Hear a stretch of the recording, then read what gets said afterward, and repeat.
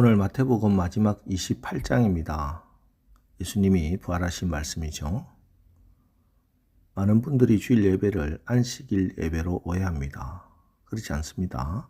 주일 예배는 안식일을 거룩하게 지키라는 계명을 지키려고 드리는 것이 아닙니다. 우리의 주일 예배는 안식일 다음 날에 부활하신 예수님을 경배하고 부활하셔서 우리 가운데 계신 예수님을 만나기 위해 드리는 것입니다.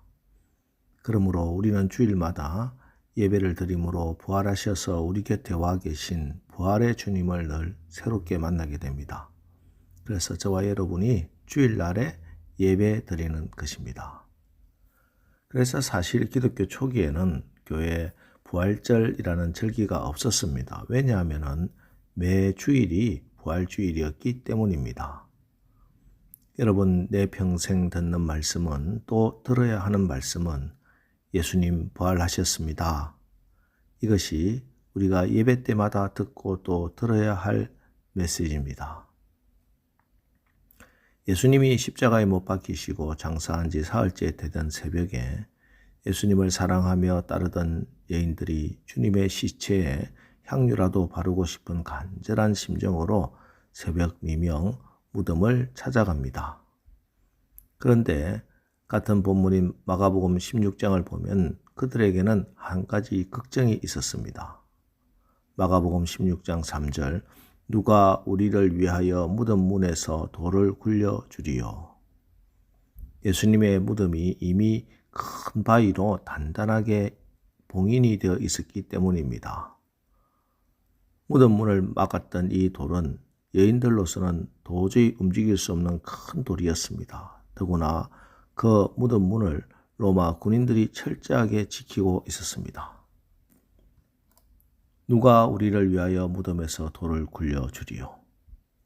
2000년 전 주님을 사랑하기에 나서기는 했지만 여전히 현실적으로 자기가 해결할 수 없는 큰 문제 앞에서 이 여인들이 물었던 이 질문은 이후 지금까지 모든 사람이 어려운 환경에 부딪힐 때마다 하는 외침입니다. 누가 내 인생을 꽉 막아서고 있는 이 큰 돌을 굴려주리요. 인생 살다가 얽히고 설킨 문제, 내 힘으로는 해결할 수 없는 내 인생에 떡 버티고 막고 서 있는 이 돌문을 누가 굴려주리요. 특별히 죽음 앞에 섰을 때 사랑하는 가족도 최첨단 의술도 죽음의 짐을 벗겨줄 수 없을 때 누가 이 사망의 돌문을 굴려주리요? 묻게 되는 것입니다. 그러나 그 누구도 여기에 통쾌한 해답을 주지 못했습니다. 돈으로도 힘으로도 21세기 최첨단 과학 지식으로도 인간의 행복을 가로막고 서 있는 이 거대한 저주와 죽음의 돌문을 옮길 수는 없었습니다. 이런 근심 중에 연약한 여인들이 무덤가에 다다랐습니다. 그런데 이게 웬일입니까? 2절입니다. 큰 지진이 나며 주의 천사가 하늘로부터 내려와 돌을 굴려내고 그 위에 앉았는데, 이미 천사가 돌을 굴려버렸습니다. 여러분, 지금 이 시간 여러분이 굴릴 수 없어 쩔쩔매고 있는 그 돌문이 무엇입니까? 여러분의 앞길에 떡 가로막아 서 있는 인생의 무거운 돌문이 무엇입니까?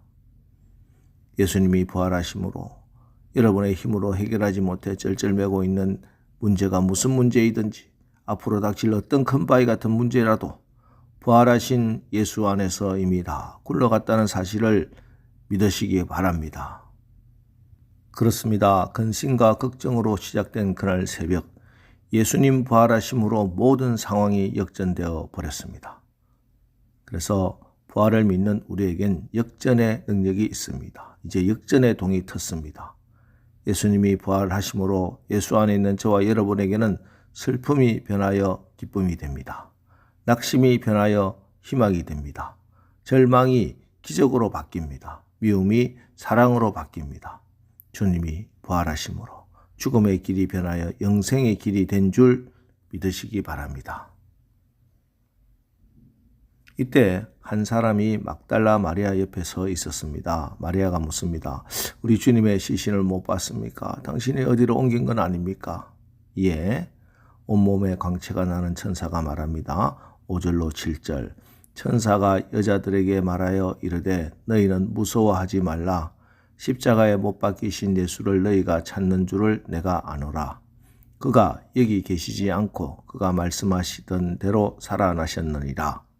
와서 그가 누우셨던 곳을 보라. 또 빨리 가서 그의 제자들에게 이르되 그가 죽은 자 가운데서 살아나셨고 너희보다 먼저 갈릴리로 가시나니 거기서 너희가 배우리라 하라. 보라, 내가 너희에게 일렀느니라 하거늘. 갈릴리에서 만나자. 갈릴리, 그곳은 예수님께서 제자들을 처음 만난 장소, 예수님과 제자들의 첫사랑이 섬에 있는 곳입니다.